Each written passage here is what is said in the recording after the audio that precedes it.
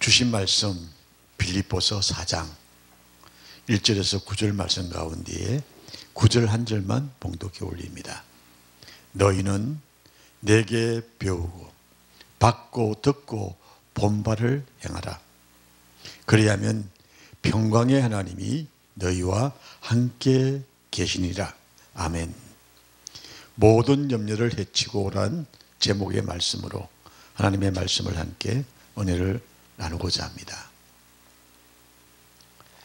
길거리를 걸어갈 때 수많은 사람들과 스치고 마주치며 지나갑니다. 반가운 사람을 만날 때도 있죠. 또 외나무 다리에서 마주치는 것 같이 만나지 말아야 할 사람을 만날 때도 있습니다. 지나가는 수많은 사람들 중에 관심을 가질 사람이 있는가 하면 그냥 지나쳐 가기도 하는 사람도 있죠. 만일 이 모든 사람들을 하나하나 붙잡고 관심을 갖는다든가 이야기를 나눈다고 하면 내가 가야 할 길을 갈 수가 있을까요? 이 모든 군중을 해치고 비집고 나가야 내가 가야 할 목적지에 도달한다는 사실입니다. 삶의 걸음 속에는 이와 같이 내가 가야 할 목표가 분명히 있어야 할 줄 압니다. 오늘 주님께서 우리에게 말씀하시기를 너희는 내게 듣고 본 바를 행하라. 그리하면 하나님의 평강이 너희와 함께하리라. 세상에 주저앉지 말고 세상을 바라보지 말고 세상을 향하지 아니하고 하나님을 향하여 하나님의 말씀대로 우리가 실천하고 행할 때에 거기에 하나님의 역사가 있음을 증거하시는 말씀입니다. 우리가 살아가면서 우리의 삶 속에 밀려오는 모든 염려들 어디서부터 시작일까요? 우리의 모든 염려가 먹고 마시고 그리고 내 욕심이 나를 찌르기 때문에 우리는 염려가 진노하는 줄로 압니다. 인생을 살아가노라면 여러 모양의 염려 근심과 부딪히게 되어지며 얽매이기가 쉽습니다. 그리스도인은 예수님을 바라보고 나가야 하기 때문에 주님이 주시는 말씀 그 음성을 듣고 전심전력 하며 세상 염려에 얽매여 허덕인다 할지라도 우리는 그 염려를 밀어낼 수 있는 용기의 신앙이 필요합니다. 그 신앙이 있을 때에 우리의 삶이 실패냐 성공이냐에 나가게 되어집니다. 에디슨이 이런 말씀을 했습니다. 성공은 그냥 주어지는 것이 아니라 이 성공의 반대말이 실패라고 생각하지 않는다. 성공과 실패의 차이는 뭐냐면 행동을 하느냐 하지 않느냐에 달려있다 그랬습니다. 우리의 신앙의 성공은 무엇입니까? 하나님의 말씀을 실천하는 것입니다. 이 실천함을 통해서 우리의 삶이 하나님과 합하여지는 그러한 삶이 되어진다는 사실입니다. 그리스도인의 삶의 첫째 조건은 주 안에서 항상 기뻐하라. 이 말씀이 우리의 삶의 첫째에 주시는 말씀입니다. 어느 시대 누구에게나 공통적인 하나의 갈망이 있다고 한다면 그것은 행복입니다.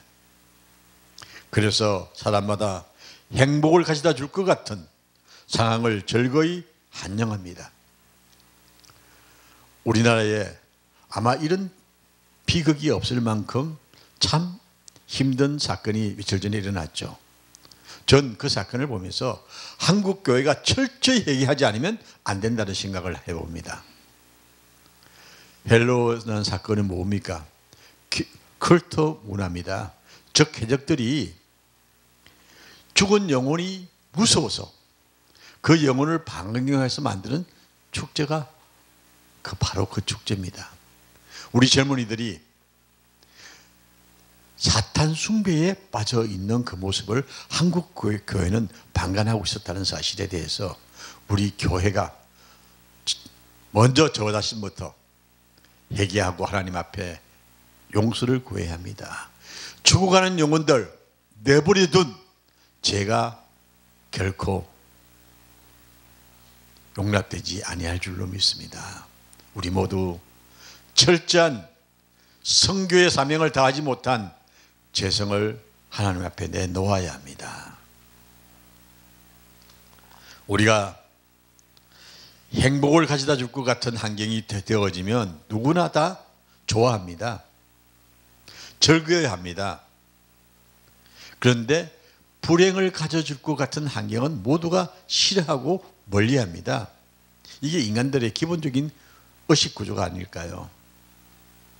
오늘 우리 젊은 청년들이 세상 쾌락에, 세상적 낙에, 사탄 숭배에 빠져가는 것을 우리는 그냥 쳐다만 보고 있어야 할까요? 아닙니다. 우리는 전해야 합니다. 이 복음을, 영원한 행복을 주는 이 복음을 우리는 전해야 하는 것입니다. 무거운 짐을 지고 가는 사람은 결코 행복할 수가 없는 것입니다. 우리 그리스도인에게 가장 무거운 짐은 무엇일까요? 그것은 죄라고 말씀드리고 있습니다. 죄의 짐입니다. 그래서 구원받았나요? 하고 우리에게 묻는다면 우리는 어떻게 대답을 해야 될까요? 구원이라는 것은 죄의 짐에 해방되었느냐 하는 물음입니다. 우리는 죄의 짐에서부터 해방되어져야 합니다. 그래야 구원의 기쁨을 누릴 수가 있는 것입니다. 짐을 진 사람이 행복할 수가 없습니다. 근심의 짐을 잔뜩 지고 있는 사람, 생활의 기쁨이 사라질 수밖에 없지요. 오늘의 무거운 짐, 십자가 앞에 내려놓는 훈련이 되어 있지 아니하면 일상생활에서 끊임없이 그 짐을 나를 근심으로 몰아간다는 사실입니다. 오늘 당장 해결해야 할 문제가 앞에 놓여져 있는데 어떻게 내가 행복할 수가 있느냐 하고 반문하는 사람들도 많이 있습니다. 내가 안 하면 안 되는 일들일 수도 있습니다. 그런데 한 가지 분명한 것은 내가 걱정한다고 해서 그 일이 해결될 일이 아니라는 사실입니다. 그렇기 때문에 우리는 주님께 맡기고 나아갈 수 있는 훈련이 필요하다는 사실이죠. 내려놓지 아니하면 기쁨 없는 그리스도인의 생활이 우리를 묶어서 우리를 하여금 하나님 앞에 서지 못하는 어리석은 우리를 범하게 만든다는 사실입니다. 주 안에서 항상 기뻐하라. 이것은 하나님의 명령입니다. 우리는 무조건 항상 기뻐하라는 명령에 순종해야 합니다. 할 수 있나요? 우리 해야 합니다. 우리는 우상을 섬기지 말라 하신 하나님의 명령을 어기면 불순종의 죄라고 책망받는다고 이야기합니다만 주 안에서 항상 기뻐하라는 주님의 명령에 불순종하면 잘못이라고 생각하지 아니할 때가 있습니다. 우리 이거 다시 한번 돌아봐야 합니다. 주 안에서 항상 기뻐하면요, 죄가 우리 속에 들을 수가 없습니다. 이 놀라우신 하나님의 명령을 우리가 어기고 있기 때문에 끊임없는 죄가 우리를 침노하는 것입니다. 하나님께서 우리에게 항상 기뻐할 것을 요구하셨다고 한다면 이 명령에 순종하지 못하는 것도 불순종의 행위라는 사실을 우리가 인식하고, 하나님, 비록 내 생활이 힘들고 어렵다 할지라도 하나님 안에서 내가 기뻐하겠습니다. 고백할 수 있는 여러분과 제가 되기를 주의 이름으로 축원합니다. 물론 기쁨이라는 것이 언제나 척척 내놓을 수 있는 것은 아니죠. 우리가 비참한 일을 당할 경우에 기쁨을 억지로 내어놓을 수가 없습니다. 침울 속에 빠질 수밖에 없습니다. 그런데 여기서 하나님은 우리에게 요구하는 것이 자연적인 성품에 따라 기뻐하는 것이 아니라, 그리고 좋은 환경에서 기뻐하는 것이 아니라, 하나님이 원하시는 주 안에서 우리가 기뻐하라는 말씀입니다. 주 안에서. 세상 염려 걱정으로 우리를 짓누르는 세상의 걱정과 염려가 우리 앞에 놓여져 있는데 어떻게 기뻐할 수 있냐고 우리가 얘기할 수 있습니다. 그런데 주 안에서 기뻐하라는 겁니다. 이 단어 하나 속에 오묘하신 하나님의 역사가 있습니다. 비록 우리의 육신이 힘들고 어려워도 우리의 영혼이 기뻐할 수 있는 주 하나님의 말씀을 사모하는 마음이 있을 때에 그 세상의 염려와 걱정을 밀어내고 하나님 안에서 기뻐할 수 있는 우리가 되어진다는 사실입니다. 우리가 기뻐하고 편안할 수 있는 것은 변덕스러운 지나가는 환경에 의존하지 아니하고 우리를 사랑하시는 하나님께 근원을 두고 있기 때문입니다. 주 안에서 항상 기뻐하라. 그리고 너의 간용을 모든 사람들에게 알게 하라. 우리가 환경의 지배를 받지 아니하고 우리 주님께 의지하고 힘입어 나간다고 하면 한관에 닷을 내린 배와 같이 주 안에서 평안히 거두며 기뻐하게 되어진다는 사실입니다. 기쁨이 있는 사람은요, 남에게 간용을 베푸는 온유한 마음이 나옵니다. 마음이 악하고요, 마음이 답답하고요, 마음이 염려가 꽉 있으면 남에게 간용 베풀지 못합니다. 이 아이들에게 야단치는 부모님을 보면요, 자기가 굉장히 마음이 답답하면요 오히려 화를 더 많이 냅니다. 왜냐하면 분풀이를 하게 되어지죠. 그런데 아이들에게 분풀이를 하는 야단은요 절대로 좋은 것 아닙니다. 부모가 악한 감정이 있을 때에 야단을 치면요 아이들이 그걸 먼저 합니다. 영성이 있기 때문이겠죠. 흔히 사람들은 그걸 감성이라고도 표현하고 그렇게 이야기합니다만 영성이 있는 사람은요 아이들에게 화가 날 때 절대 야단치면 안 되는 겁니다. 우리 부모들 그거 기억해야 합니다. 좋은 마음의 소유자는 언제든 자기 중심으로 생각하기 때문에 기쁨을 허용할 여유가 없습니다. 마음이 작은 사람은 욕심으로 마음이 가득 차 있기 때문에 남을 시기하고 미워하게 되어지고 마음에 기쁨이 들어갈 틈이 없다는 사실입니다.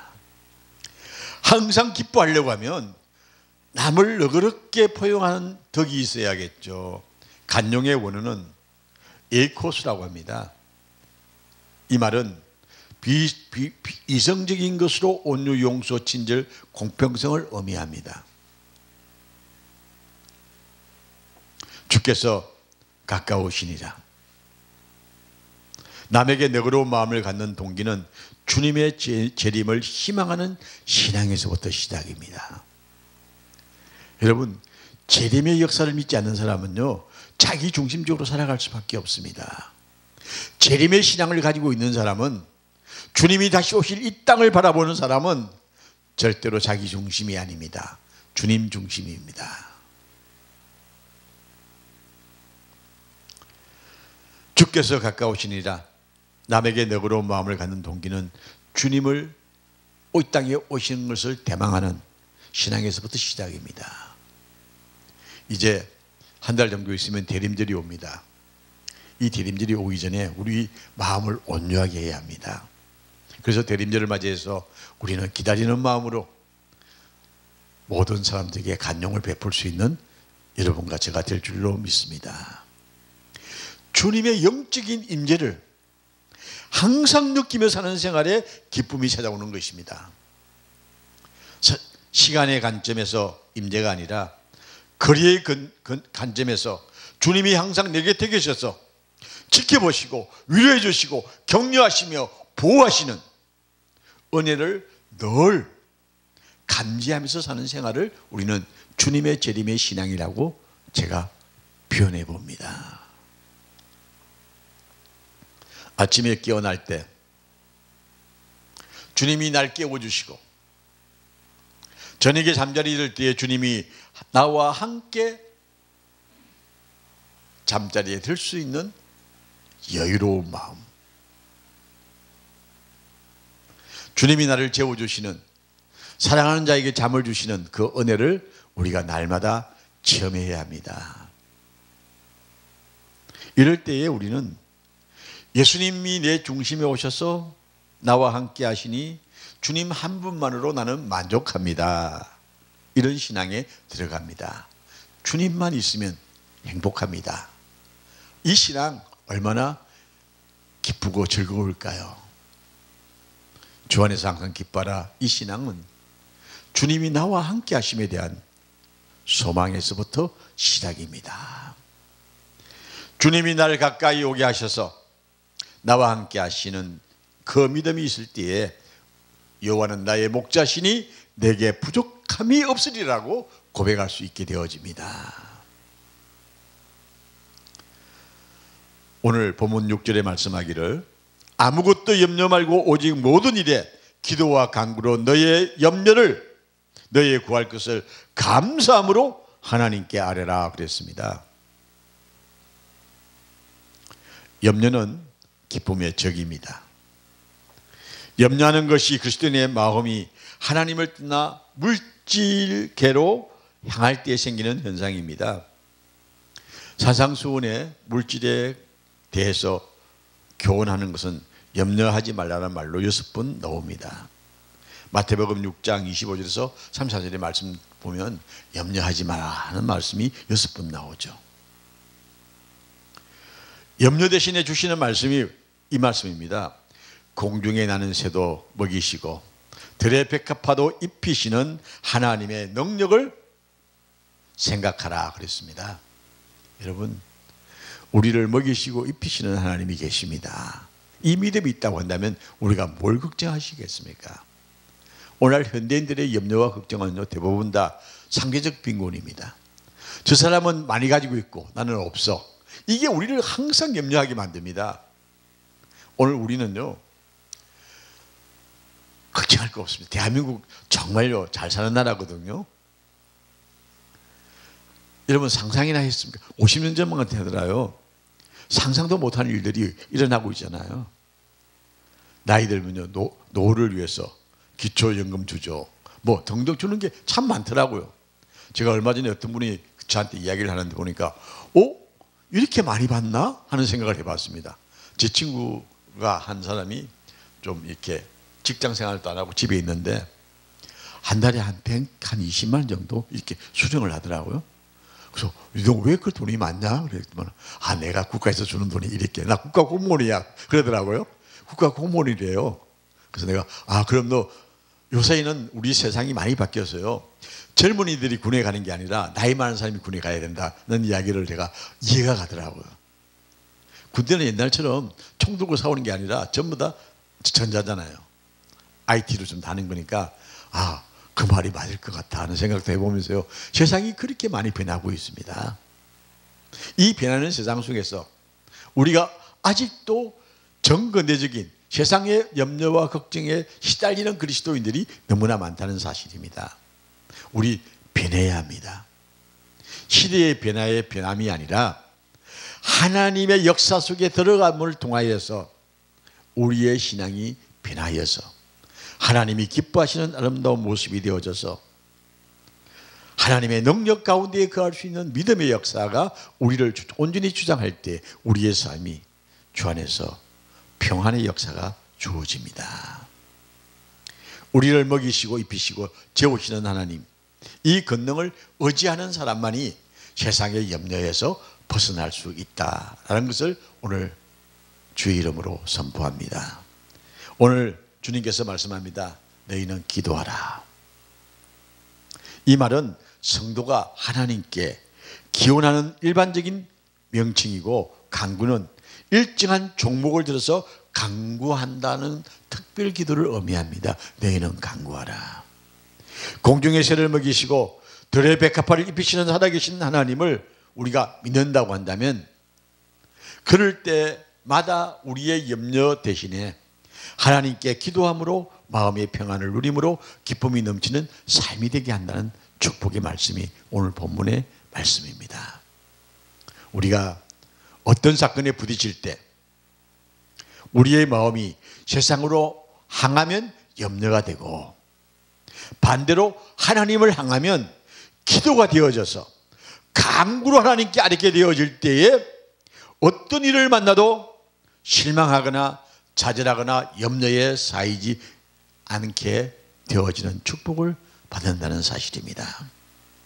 아침 해가 떠오르고 상쾌한 자연을 만날 때 새들의 노래에 화답하고 아름다움을 노래하기보다는 조금 있으면 해가 지고 밤이 올 텐데 뭘 노래하고 푸르름에 감동하는가 비관적인 마음이 든다면 그 마음에는 염려가 밀려온다는 사실입니다. 여러분, 참 좋은 계절입니다. 아름다운 상가들이 얼마나 아름다운지요. 산에는요 예쁜 단풍잎들이 유혹합니다. 그런데 여러분, 그 단풍잎도요 바람이 불고 한 잎 두 잎 떨어지면요 포도의 딩구는 낙엽이 되고 맙니다. 그 아름다운 단풍잎을 우리는 보면서 새로운 잎이 돋아나는 새 봄을 기다리는 마음으로 오늘을 우리는 힘차게 전진하는 삶을 사는 데 있어 우리에게 밀려오는 염려와 걱정들을 그리스도 안에서 아름답게 만들어 갈 수 있는 축복의 삶을 우리가 살아가야겠습니다. 우리는 태양같이 밝은 빛 대신 하나님을 바라보며 기도하며 어두운 사단의 세력이 우리의 마음을 사로잡는 어두운 마음이 우리에게 밀려올 때에 그것을 헤치고 나아가 주님을 만나야 합니다. 우리 마음에 어둠이 찾아올 때 주님을 부르며 찬송하며 앞을 향하여 헤치고 나아갈 수 있는 용기 있는 믿음의 역사가 바로 우리를 평안케 하시는 하나님을 만나는 은혜의 자리라 말씀드리고 싶습니다. 마음의 평강은 하나님이 사랑하는 사람에게 주시는 선물입니다. 이 평안을 우리가 누리며 사는 복된 여러분과 제가 되어지기를 주의 이름으로 축원합니다.